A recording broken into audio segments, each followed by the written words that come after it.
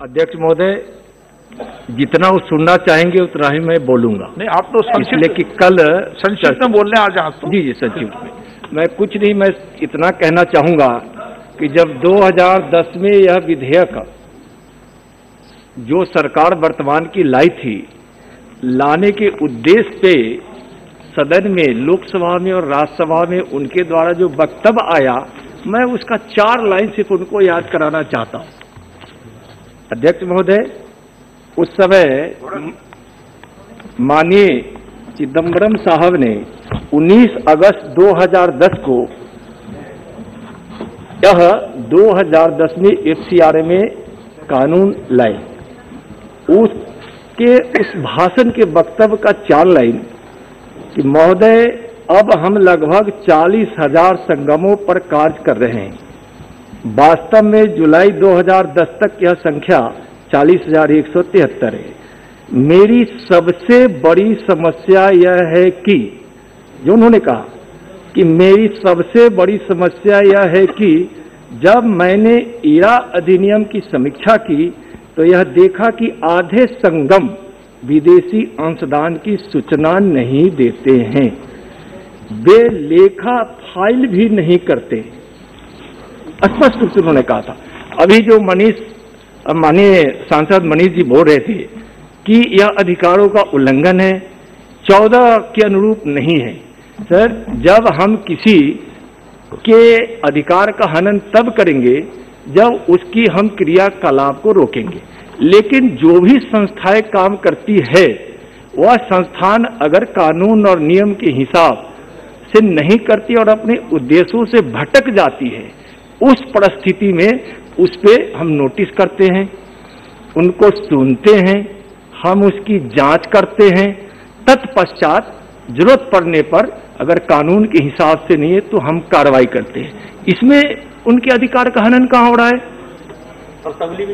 दूसरा है दूसरा वह कह रहे हैं आधार की बात।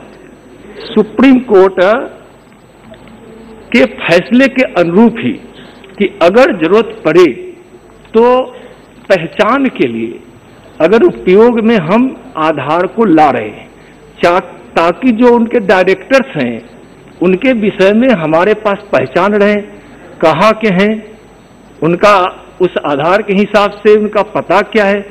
तो इसके लिए आधार का प्रावधान करने की सुप्रीम कोर्ट के आदेश के आलोक में ही यह संशोधन की बात लाई गई है। अध्यक्ष महोदय, 11 में प्रिंसिपल एक्ट की धारा 16 में संशोधन प्रस्तावित है, जिसके विषय में कह रहे थे कि हम जब नवीनीकरण करते हैं तो नवीनीकरण के विषय में हम कल विशेष रूप से हम चिदंबरम साहब ही नवीनीकरण के विषय में जो कहे थे कि 5 वर्षों के बाद अगर हम नवीनीकरण करते हैं तो उस समय किन किन चीजों पर ध्यान रखना चाहिए, और उन्होंने स्पष्ट रूप से कहा था।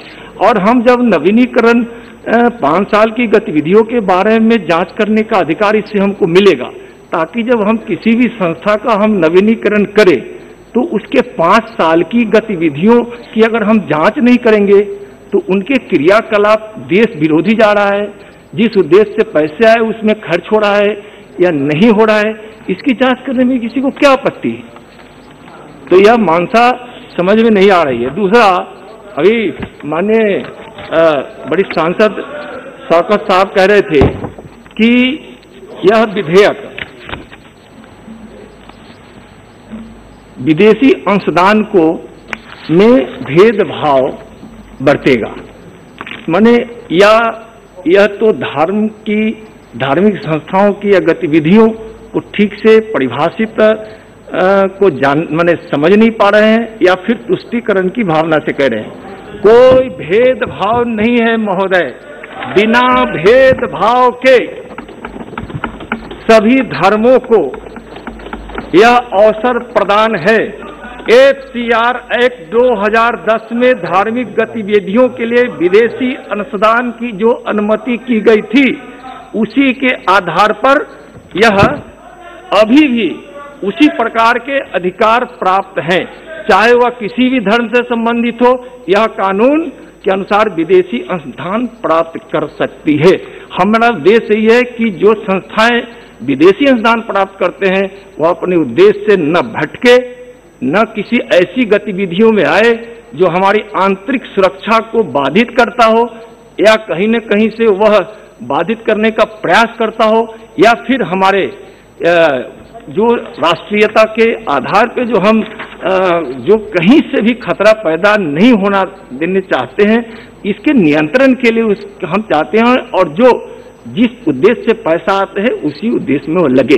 दूसरा बात, उन्होंने जो एक बात कही कि एक बैंक में खाते के लिए सर हिसाब किताब रखना कितना कठिन हो गया था। स्वयं चिदम्बरम साहब कहे कि आधा तो कोई न रिटर्न दाखिल करता है, न हमारे पास सूचना करता है पैसा कहाँ आ रहा है, नहीं जा रहा है। तो एक व्यवस्था की गई है, उसमें भी सुविधा यह दी गई कि आपको दिल्ली आने की जरूरत नहीं है। SBI बैंक ने उस पर 2 आश्वासन भी दिया है कि आप अपने स्थानीय स्तर पर भी कागज जमा करेंगे और उसका खाता दिल्ली में खुलेगा। बहुत बढ़िया। और उसका पूरा हम यहाँ से उसकी व्यवस्था करेंगे, भेजेंगे, और वह संस्था अपने स्थानीय स्तर से भी दूसरी खाता खोल सकती है। इतना बिल्कुल से स्पष्ट है महोदय, इसलिए इनकी मंशा समझ में नहीं आई। प्रश्न है कि विधेयक को पुनर्स्थापित करने की अनुमति प्रदान की जाए। जो सदस्य इसके पक्ष में हाँ कहें, जो सदस्य विरोध में ना कहें। मेरे विचार में निर्णय हाँ वालों के पक्ष में, हाँ वालों के पक्ष में। माननीय मंत्री जी विधेयक को पुनर्स्थापित करें। जी अध्यक्ष महोदय, विधेयक को प्रस्तावित करता हूँ।